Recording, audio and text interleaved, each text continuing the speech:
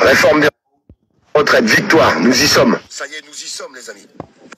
On va pas se mentir, on attendait tous quelque chose et quel soulagement. Franchement, quel soulagement.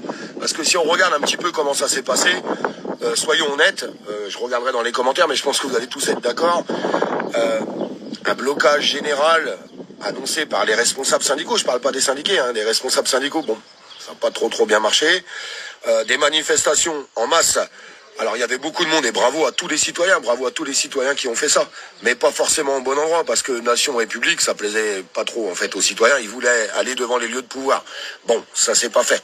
Plus le gouvernement antidémocratique, hein, on va pas se mentir, qui a fait tout ce qu'il fallait pour que rien ne soit voté. Et là, le soulagement.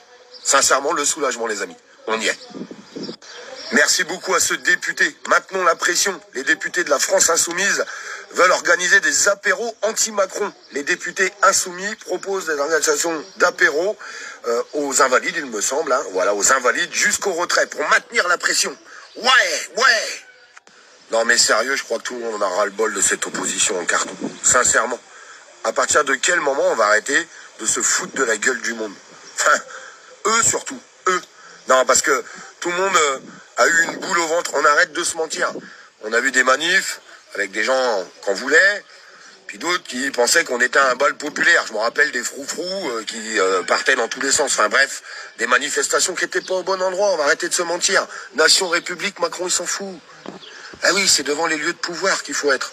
On bat ni la France Insoumise, ni les responsables syndicaux. On fait en sorte que ça se passe comme ça. Enfin, à partir de quel moment on va admettre que cette opposition est en carton, sincèrement. Parce que tous ceux qui trinquent là-dedans, c'est tous les citoyens qui ont voulu faire bouger les choses, tous les citoyens qui ont perdu des journées de grève, tous les citoyens qui ont fait des manifs, tous les citoyens qui ont essayé de s'insurger contre tout ça.